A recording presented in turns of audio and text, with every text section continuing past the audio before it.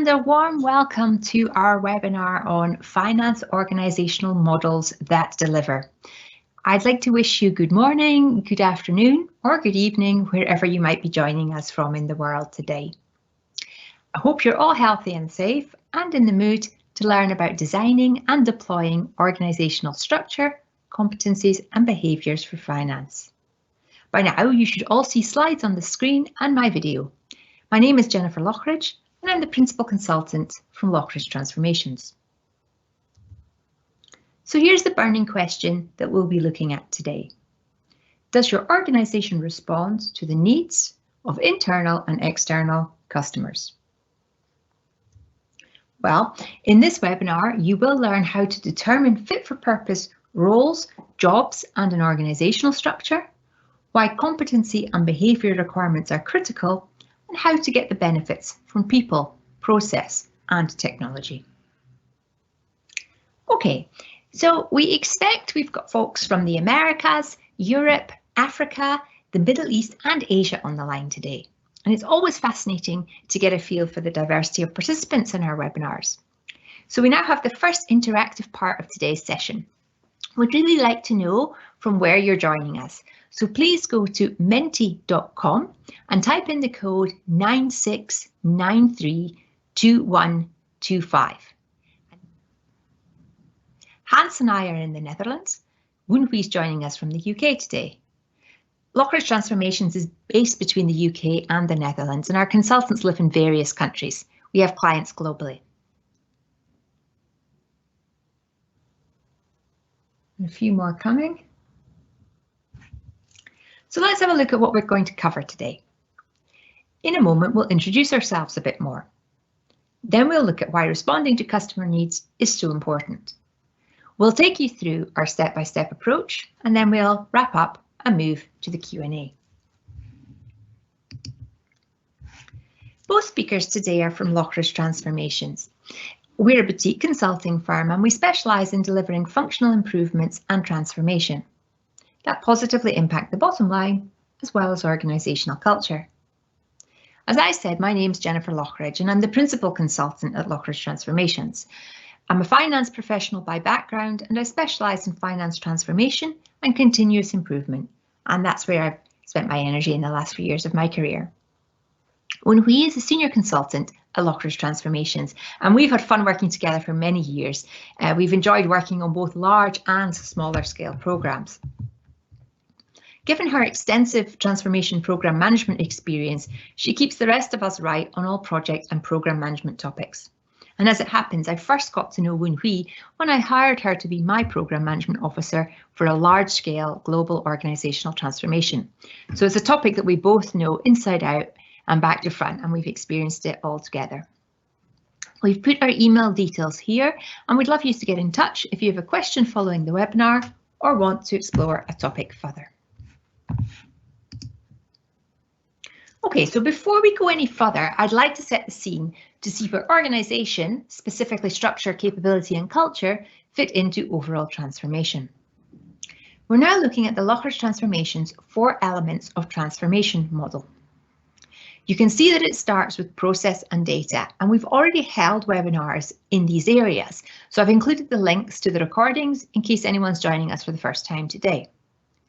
Next comes systems and technology, and again I've included the link to the relevant webinar. The third is organisation, and that's our topic for today. And lastly is risk and controls. As we go through our steps later in the webinar, we will be referencing the other elements, and that's because with transformation there's really a lot of interdependency between the elements. So the question I posed at the beginning of the webinar was, does your organisation respond to the needs of the internal and external customers? Well, the view at Gartner is that an organisational redesign is one way in which finance can effectively adapt to the evolving needs of the customer. And not all operating models have withstood the test that the pandemic has set for organisations. Gartner also collected some data on what has been happening and what is planned to happen. And it makes it clear that this is most certainly a topic for many organisations.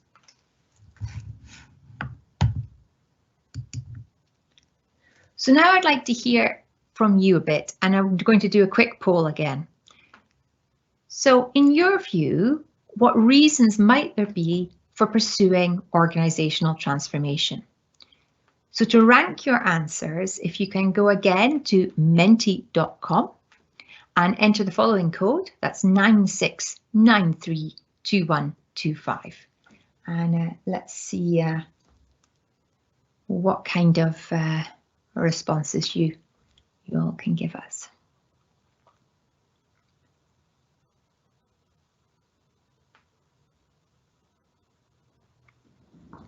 So to see the results, I need to look at my other screen.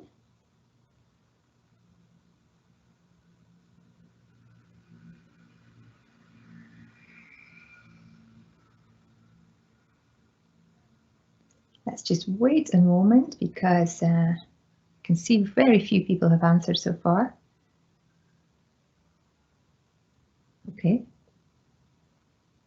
The order's changing, the more people who fill in.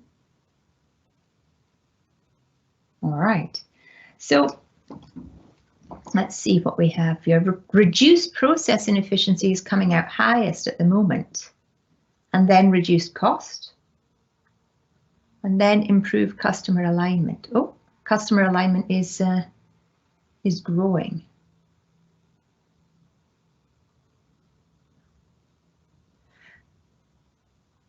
Wow, I'm just going to hang on a bit because the results are coming in thick and fast here.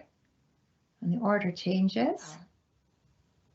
I'm actually a little bit surprised here to see reduced cost coming out so low, or at least in third place, because that's often the first thing that organizations are looking to do.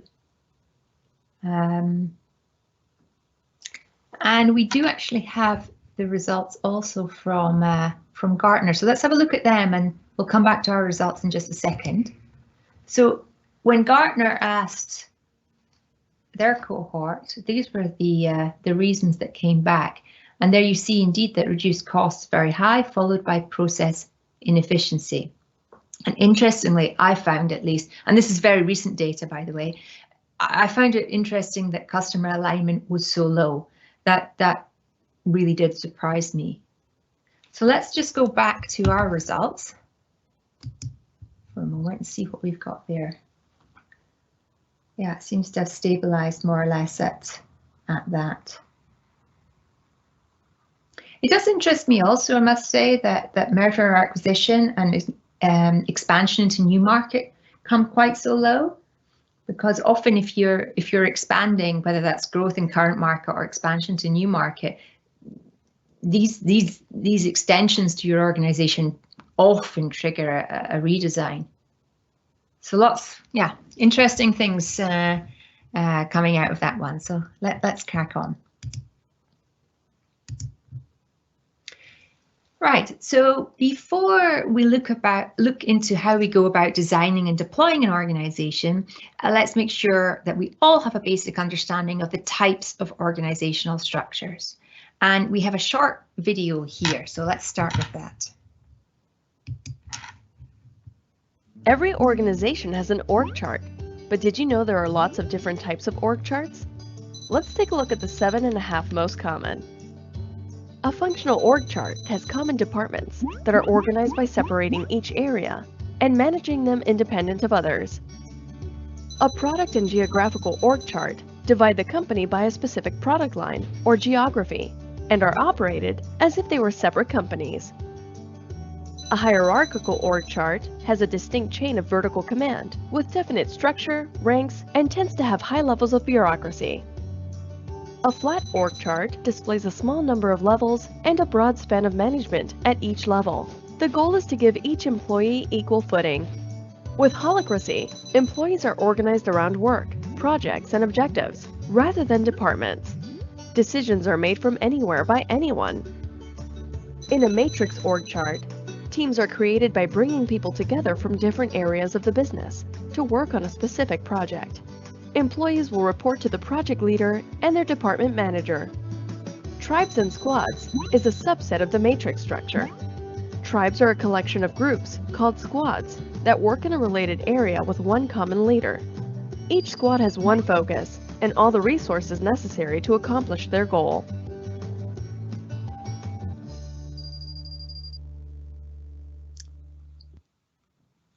Great, well, I hope at least some of those were recognisable to you from organisations in which you've worked, and perhaps there was also some described which you haven't experienced. When designing an organisation for a function, there will often be limited freedom, as the functional organisation will have to fit within the overall organisation in a logical and workable manner. Of course, if you're looking at an entire organisation, you have much more freedom. But as the video alludes to, the strategy of the organisation and the organisational culture will impact your choice. It depends on how far-reaching a transformation you're working on as to how much genuine choice you will have in the design here. So we now reach the point where we share the Loughridge Transformations step-by-step model for achieving effective, efficient, well-controlled and sustainable performance. As you can see on the screen, there are several steps in this model and far more than we could do justice to in today's webinar. I will touch on the steps very briefly and we'll dive into a bit more detail for a few of them. Before I jump into that though, let me explain one thing. You might be looking at the screen now and thinking, wow, 14 steps, that is a lot. And it's probably too much for my organisation. Well, one thing that we place quite some value on at Loughridge Transformations is what we call scalable and modular. And what I mean by that is that everything we do can work standalone or be fitted together. It also means that the principles can be applied to small, large, and global multinational scales of organisations. Of course, the 14 steps you're looking at can work in the most sizable organisations with thousands of finance staff. However, it also works at the other end of the spectrum. Woon-Hui and I worked together on a programme that indeed impacted 5,000 FTEs and had all the possible complexities you can imagine. But I've also used this model with an organisation that had just 30 staff. To be honest, it was a couple of half-day workshops from start to finish on the design. And of course, we didn't do all 14 steps. Some steps were super light touch. Nevertheless, the output after that time was a brand new org chart based on processes with roles, jobs and people assigned to them and clear gaps for recruiting a couple of new positions. It can be done. I'm still in touch with that team and they have really taken it piece by piece, with some positions only being recruited a year down the line. Some of the process-based thinking still has to be embedded, but that's fine. They didn't have to do everything at once, but they did have a coherent roadmap on how to tackle it, and they've just bitten off what they could as and when they could. So we start with determined processes. Remember, our 4 elements of transformation start with processes. And if you're not familiar with what's involved in this step, I highly recommend checking out our recent webinar on process models. I gave the link on an earlier slide, where you can head to the Learn section of loughridgetransformations.com to access earlier webinar recordings and materials. Determining the processes is also setting your scope definition and boundaries. Next comes determine process steps. For each process and scope, you'll need to determine the process steps at a sufficient level of detail, at least, to define roles later. Again, our process model webinar touches on process hierarchy and levels of design.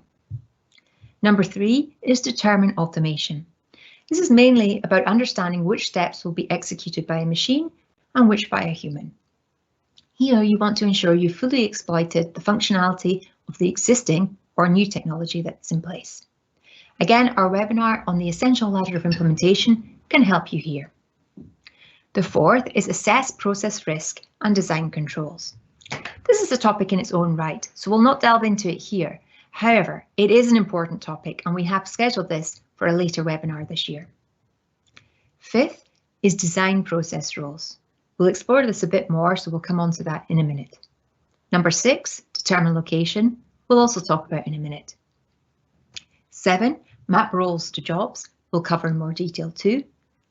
Number 8 is design reporting structures. As we mentioned when we showed the video earlier, this can be rather organisation specific, so we'll not touch on that further today. 9 is define competence and behaviour requirements for jobs. This is one that we at Loughridge Transformations feel pretty passionate about. It's very often overlooked and not given enough attention, so we will talk a bit more about that one today. And that's the last step we're going to cover in detail. Number 10 is evaluate job level, i.e. how junior or senior each job will be in each location. And steps 11 to 14 are all about assessment and recruitment, and eventually the full deployment of the capability and culture, or you might say skills and behaviours. We'll not cover these today. Some elements there are highly dependent on the legislative framework you're working with, and other individual and team behavioural elements will be a feature of the September webinar, where a speaker will join us with specific expertise in that, Mark Emden. So please keep your eyes open for more details once we return from the summer break in Europe. Right, so now I want to ask Woon-Hui actually to start with her reflections. So I'll move on to the slide and give the mic to you, Woon-Hui. Thanks, Jennifer. Can you hear me well? Yes. Cool. Hi, everyone. Thanks for joining us today. So indeed, let me start off with the first step here in terms of the defining process roles. And you can see on your screen the kind of inputs and deliverables that we have identified for the step. Yeah. So, but I really want to share, I guess, some of my experiences. As Jennifer highlighted, it all begins with actually understanding your processes and then having, a standardized baseline to start. So when I was doing this for a global customer operations unit, we first established some guiding principles, which is the key steps or processes that should be standardized and be undertaken by the customer ops team. The roles that we define were actually a complete inventory. So meaning they actually included roles that will be mapped to an automated step or control step or reporting batch runs. Would you agree, Jennifer? That these non-operator steps should be included as well. Yeah, absolutely, Woon-Hui. I find that to be best practice. All human and machine roles, they need to be included because it clarifies the link between the process steps and the organisational execution. And that's also why the control operation shouldn't be forgotten. It just makes it so much easier to combine work instructions and control operation procedure documentation later in the design. And that in turn then simplifies things for the actual process or control operator. The same actually goes for user access profiles. If you have a really good end-to-end overview of the technology and you see what is machine operated and what's done by a person, if you have that, it's just so much easier to identify the correct user access profiles for the human process operators when drawing up the design. And naturally, this also sheds light on any segregation of duties conflicts. Yeah, indeed, really good points. So let me then maybe share and take another example of what I think is an even more complicated global organization. That one, it actually involved an end-to-end process and role mapping. So it actually covered a myriad of processes, right? From offer to cash to supply planning, production, logistics, and finance. So the complexity here is actually amplified because of the org structure, as it has a combination of process, the geographical and market verticals. But nevertheless, the basic rule still stands. So a rule of thumb still applies, which is we have the process as the base denominator. So the roles that we define are actually a function of the process, hence we call them a process-based role. And these are standard roles across all businesses or functions that actually need to use them. So what does that actually mean simply? So let's take a very, very simple example and process step, the procure goods and services.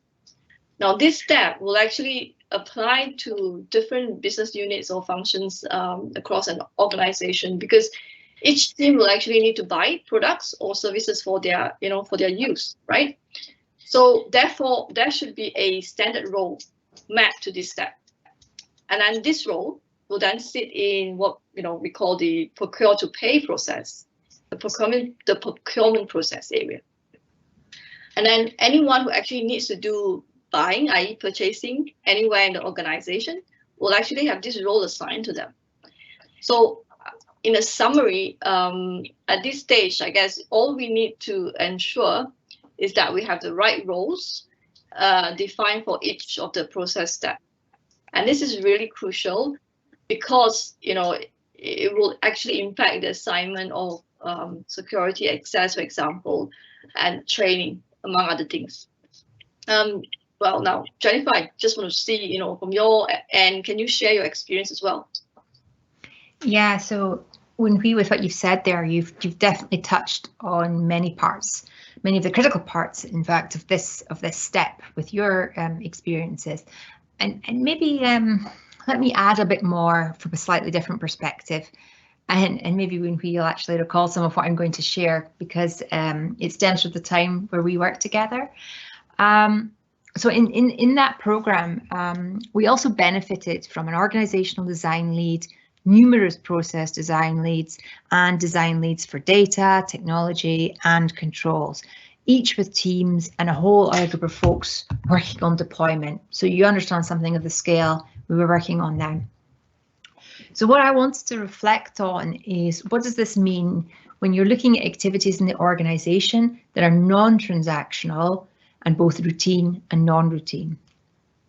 These kinds of activities, if you're talking about the functions, usually make up the bulk of business partnering and centres of excellence activities, because anything transactional or routine properly belongs in a shared service setup, whether that's offshored or outsourced.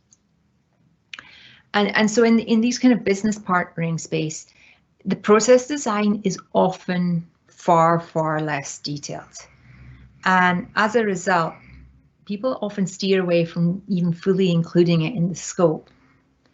And although I understand why that happens, it's something that I really caution strongly against, because the result is an organisation where the right hand doesn't know what the left hand is doing. And in practical terms, that means messy handoffs, potential for duplication and error, poor grip on controls, and not to mention team behaviours that don't really support the organisation's sustainability. It definitely doesn't take you to top quartile performance, and certainly not world-class performance levels. So that's all very well, but it is indeed often left out of scope because it's difficult. And maybe it is difficult, but I would argue that it's actually just different and it requires an alternative approach. So you need to capture what, for example, the business partner is doing. And I mean more than saying, just be like a mini CFO. If you can't articulate more precisely what that means, it's doubtful that anyone in the organisation could actually execute it. So start with walking through the annual, the quarterly, and the monthly cycles where value and risk are managed in your organisation. And if those cycles aren't taking place or they're not having the needed impact, then you'll need to roll back your thinking to first principles of where a finance professional should be active in or leading the organisation's strategy and planning and appraisal activities. And then next, do the same for governance and risk management activities. Then have a look at the activities which are triggered by events like investments or commercial deals, acquisitions, divestments.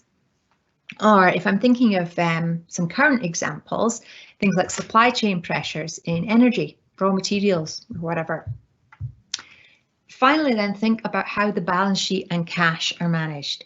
Consider how cost leadership and contract management are handled, just to name a couple of examples.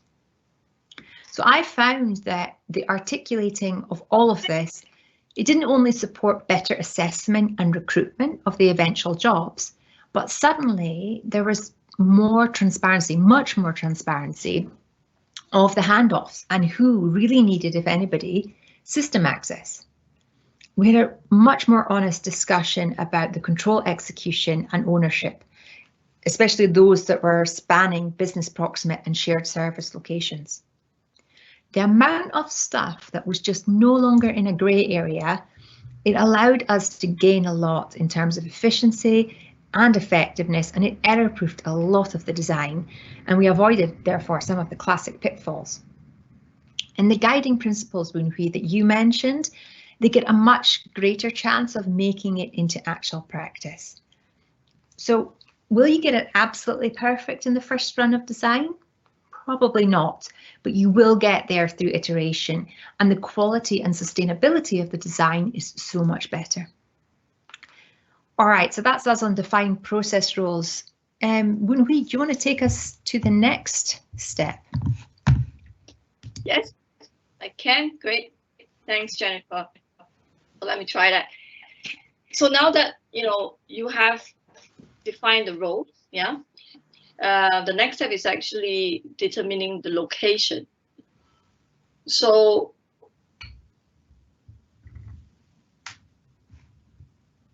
I think you've gone on mute by mistake when we maybe hit your mute button.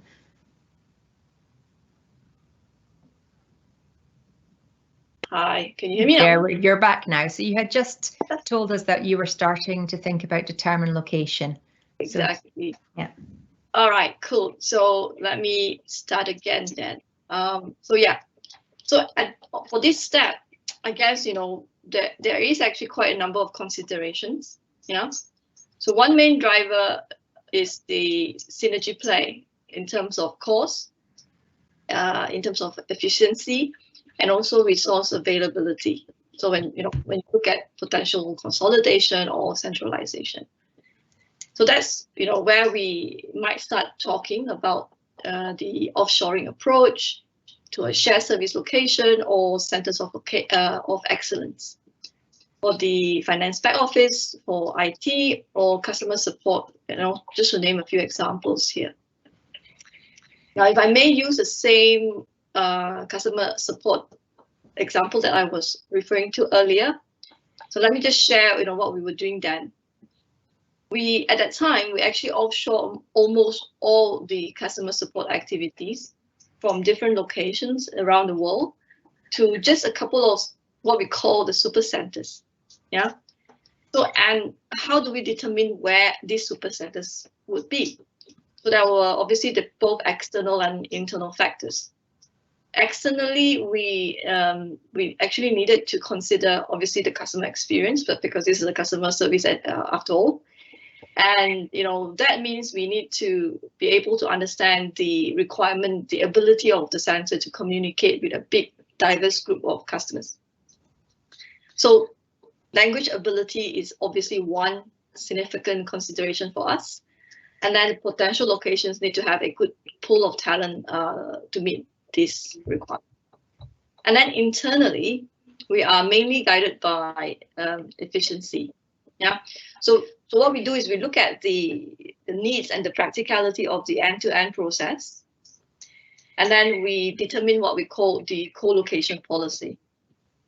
That means, working through the, which affiliate roles that need to sit together with the customer support team, because the proximity is actually an essential productivity enabler.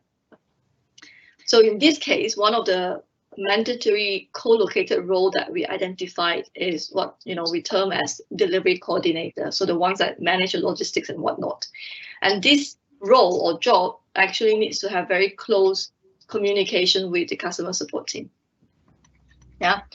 So this is the example that I can share from customer support. But if I were to give you another example, just a very short one, this is where we were looking to position roles in strategic locations based on market or business prioritization. So the organization that we were looking at the time had what we call the regional accountability structure, so regional P&L. And then for each region, we actually consolidated some key roles to a single location, what we call regional hub. So that hub serves as a center of excellence for the rest of the countries in the region. And how do we determine the hub? is actually, usually based on volume of business or the market positioning. Right. I think I've talked quite a bit, Jennifer. So, would you agree? And what's your thoughts around this? Yeah, no, I think you're right, Woon-Hui, and you talked there about language ability, you talked about access to talent and proximity drivers.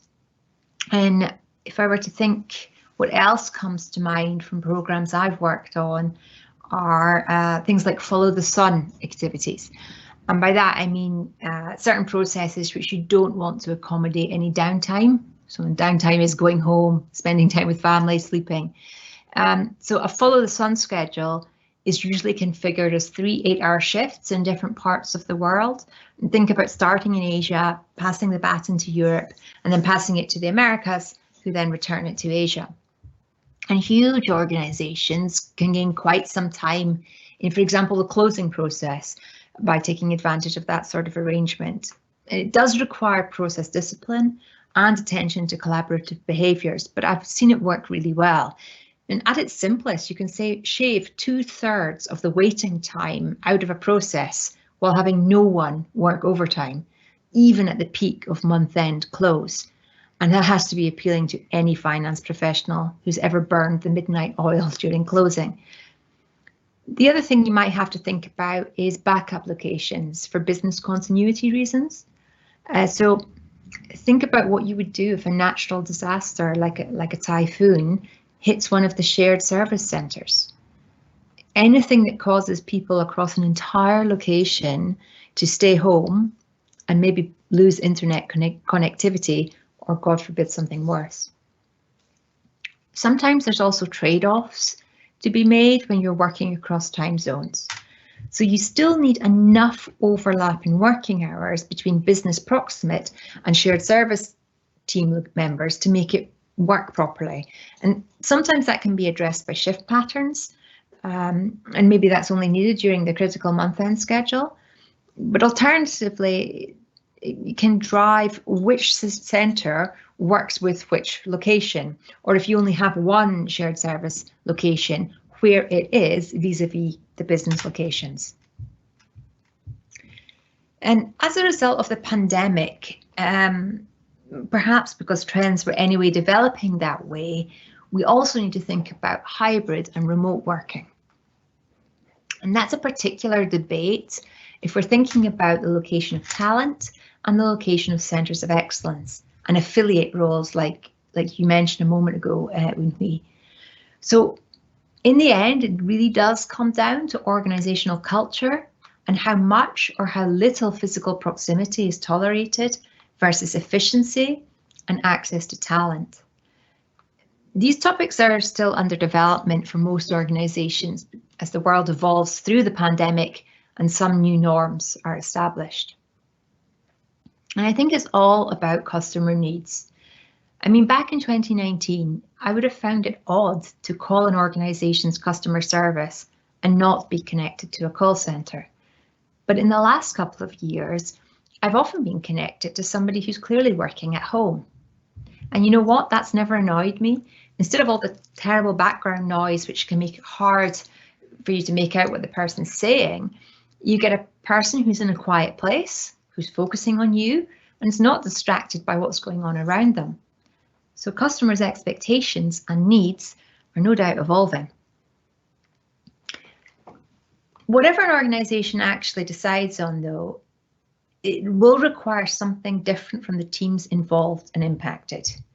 And in my experience, if you take some time to reflect on that and then address the human performance elements in the design, and even more importantly in the deployment, you can really reap benefits. I have an example of one project I was working on where teams had essentially been stuck in making any improvement in efficiency and effectiveness for about 4 to 5 years. And as a result, trust within the multi-location team was suffering. So in that one, taking time out to work on individual and collective behaviours, specifically considering the work locations and cultures, was what eventually unlocked the progress. And the funny thing about that one was we debated endlessly whether it was worth investing in the human performance stuff. But once we decided to do it and we started implementing it, the benefits began to flow exceptionally quickly. It was almost as though the act alone of recognizing that we're asking quite a lot of the people, that helps things unstick. And it was, of course, about the individual situation and not the individuals themselves. Things then shifted so quickly once we started with it. And it actually resulted in a step change in performance that surprised even those who'd advocated this as a solution. And the return on investment in that particular case was fantastic. And I have to say, that experience really solidified for me why that part can be such a game changer when you're realizing process performance gains. Yeah, indeed. So really, I guess what we heard in summary, Jennifer, is really quite a range of criteria that we can use to determine the location and, for the roles and the jobs. Therefore, it's really quite essential to identify the requirements, upfront, obviously, and then having that big rules as we engage in the mapping, the role mapping exercise. Yeah, so true, Woon-Hui. Yeah. So with that, let us move to the next step, which is mapping roles to jobs. Now, I guess to be precise, we don't really map roles to a person or an individual. Instead, we map roles to jobs, yeah, and then the job to a named person. Now, this step obviously needs to work hand in hand with the previous step. And then when we do the role to job mapping, we usually start with what we call the standard mapping. So as a result, you actually have a set of standard jobs. However, what we see is we usually do end up having to localize standard jobs, yeah, which means we will add, or remove certain roles for that standard job. In an essence, basically creating a variance of that job. And you might ask, then why do we do the standard? Why do we do this? I mean, it's usually meant for efficiency and also to mitigate any potential compliance issue. I mean, let me give you an example. Like if you have a small operation, a particular standard job may not justify you having a whole person or FTE. So with that, normally what we will do, we will combine that one job. So we combine like two jobs into one person, or we assign additional roles to that job, as long as it doesn't create any, things like segregation of duties conflict. So you see, we need to realize whatever we're doing here is still a desktop exercise at the end of the day. Yeah. So therefore, no matter how good you are, there need to be a few iterations to just get it right. So let me share, I guess, one example, and I usually use this when I talk to clients or friends as well. So in one of their implementations, we created again a huge kind of a global reorg, but focusing on the regional structures. Yeah, and this new org design actually looks very good on paper, but we have a lot of hands-off between jobs in different locations. And then on paper, as I say, it all makes good sense. Now, when we went live with that organization, very soon after that, we actually faced a significant supply crisis for one country in particular.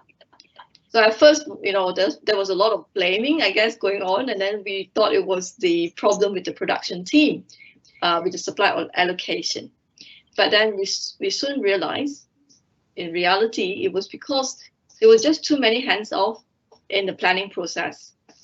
So the supply coordinator in that particular country, she actually, to raise the supply order, she actually needs to go through first a regional planner, and then in between that, still need to go through quite a number of different regional folks with different roles before that supply order can actually get through to the production team. And, we actually discovered this because we were just doing a simple lean practitioner process walkthrough at that time. Yeah. And then once we identified the root cause here, the remediation action was actually quite simple, and we did it very quickly. we basically just apply the step out and then assign all the different roles that, we basically gave the regional guys and say, no, it all comes back to this supply coordinator. And then she can do the end-to-end request on her own. So, I mean, there you go. Good design on paper, but, you just need to validate it properly on the ground every time, I guess. Right, yeah, it's so true, Woon-Hui.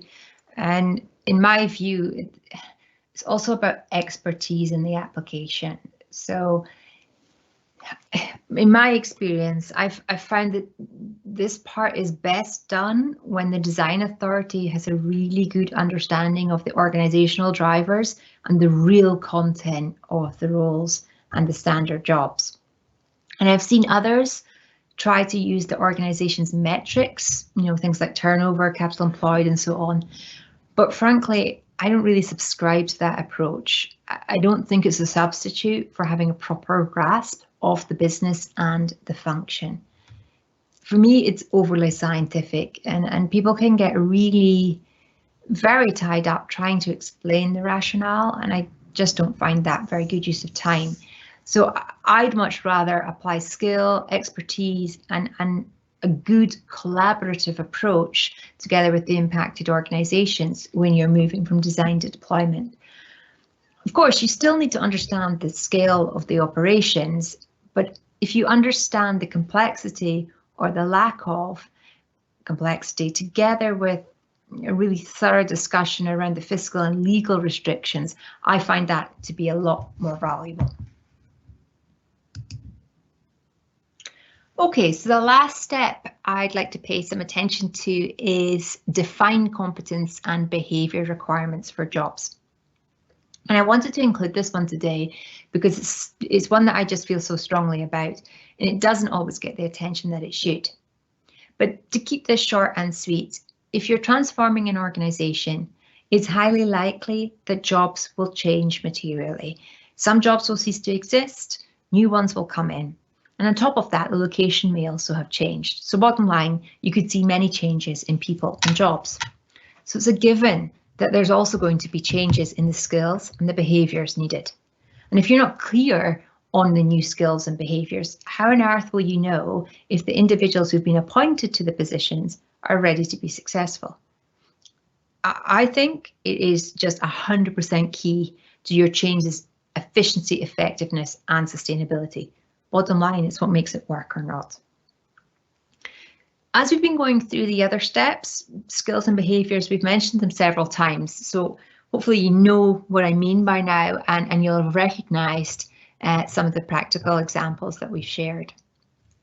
I'll not repeat myself now, but if you do want to revisit anything which either Woon-Hui or I have said earlier, you can use the webinar recording, which you'll get access to following today's session. And please also reach out to me if you'd like to explore this part further. Right, well, that actually concludes what we wanted to share with you today. And I think we are now ready, indeed, we are ready to move to Q&A. So thank you for your attention.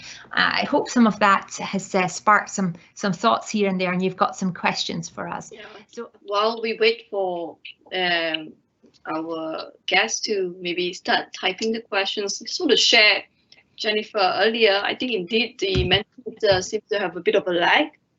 I can see, someone mentioning that as well on the chat or the Q&A box to he or she type something and it didn't come up. But I thought it might be interesting to also note that what I saw after we moved on, there were participants from the Philippines, Bahrain, and obviously, UK, I guess in Reading. Someone is here from Reading. Okay, so there were a few more than the one or two responses that we got up front. Now that's good to know. And I know actually a few people communicated with me prior to the call that this wasn't a time that they could make. If you're based in Canada or West Coast US, obviously this is not a great time. And if you're similarly very far in the East, it doesn't always work. So quite a few people explicitly said they would access the recording because they couldn't make the time. All right, so the question is about Good question. So it says, can you say more about the timeline or how long you should count on a transformation project taking? Ooh, well, that one's a little bit, how long is a piece of string? Because there's so many elements to it. If we think back to our 4 elements of transformation, yeah, we talked about, well, I should publish this one so it's very clear for others as well, yeah, there we go. So if you think back to the 4 elements of transformation, you have process and data, you have systems and technology, you have organization, and you have risk and controls. And although all transformations will to some extent touch on all 4, some will be more dominant in one than the other. So that's one variable. The other variable is how big are we talking about? I mean, there's a huge difference between an organization of 30 to 50 versus an organization of 5,000, where you're talking about having various releases and retrofitting and all the rest of it. And it just depends how big the actual change is. So and that change can be measured in 2 things. So is the hard content of the change, how big is it, but also the softer elements, so the cultural elements of the change, how big it is. And often the cultural elements will take longer to embed than the harder changes. So that is, I know that's not an exact answer to that question, but that's sort of where I would be. Longer than you think is the other answer I'd give to that. I don't know what you think, Woon-Hui, from your experiences. Wow, indeed, I was going to say it's a multi-million question there, because like you say, Jennifer, I guess a lot of the examples that we have given in today's call, they take months, if not years. Yeah, because we wanted to do it obviously right. And we actually follow through all the steps, right? We go through the process and then the system and then the organization. So everything is coming together. But I've also seen there are cases where you are only taking a certain part of that. So you're really just focusing on the org side. Yeah, so you're making changes to your people, not necessarily tying in with a lot of the processes or the ultimate change in the system yet. And that obviously will take shorter time. And that can be done in a couple of months, let's say, yeah, from the time that you put boxes on paper to actually resourcing and whatnot. And a lot of times you might need that interim step, because what you will have is you have the today, what we call the assist organization.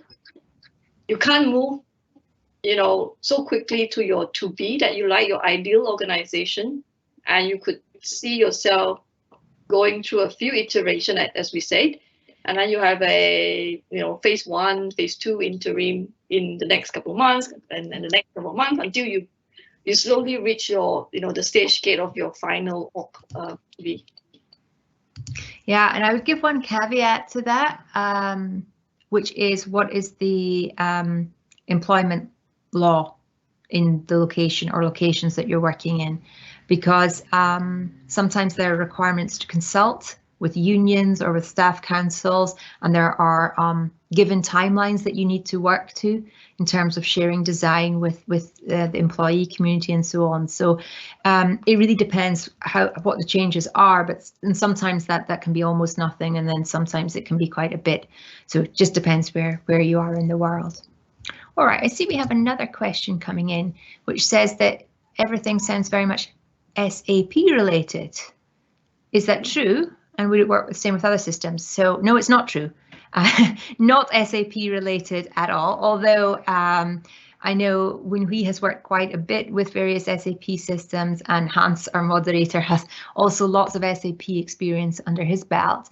But no, this is not anything really to do with which ERP you use. This is really about the organizational design, and if we're talking about elements which don't use the ERP at all or very minimally, such as some of the business partnering roles that I've talked about in one of my reflections, then it's really nothing to do with SAP, and it's all to do with the business impact that you're trying to make and how you make it.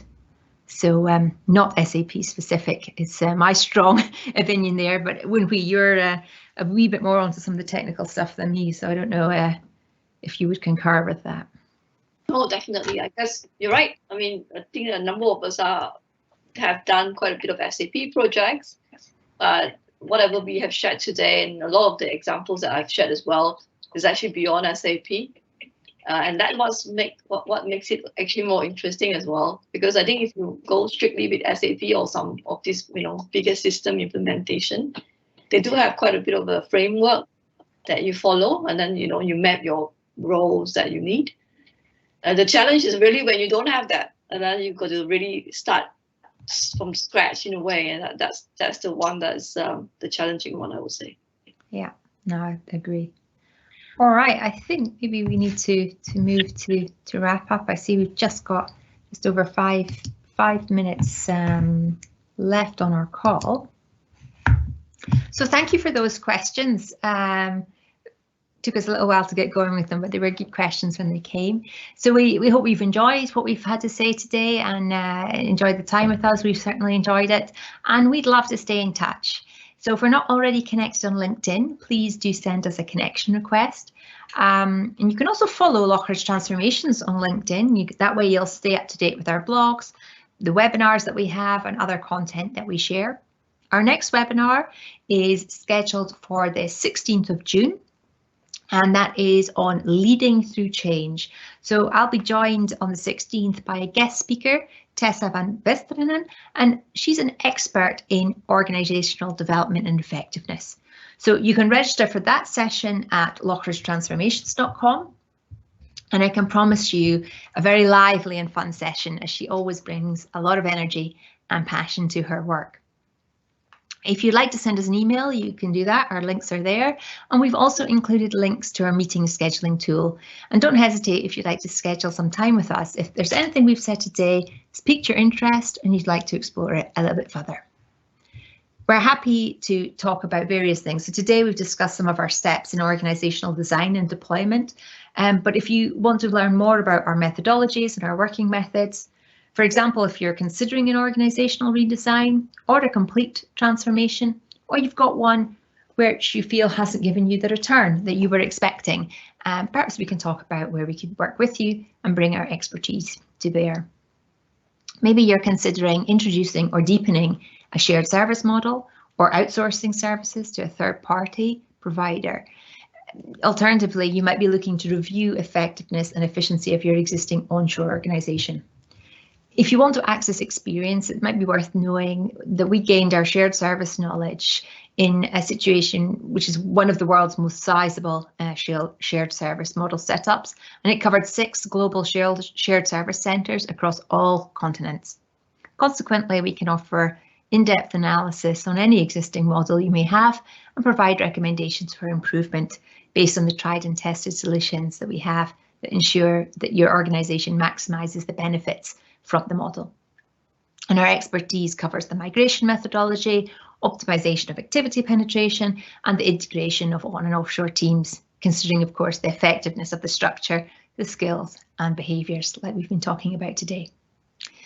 Finally, we have quite an active blog at loughridgetransformations.com, and we have included some of the links here to a couple of blogs there that you might find interesting. So please keep your eyes open for some follow-up emails from us with the recording link, a quick survey and some further information. And if you don't see anything in your inbox, do remember to check your spam folder. We really appreciate it if you have a moment to complete the survey. Webinars are still quite new for us, and so we really value that feedback. It's very, very welcome. And with that, I'd like to wish that you stay healthy and safe. I will thank you again for your time today, and we hope to see you at our next webinar in June. Goodbye.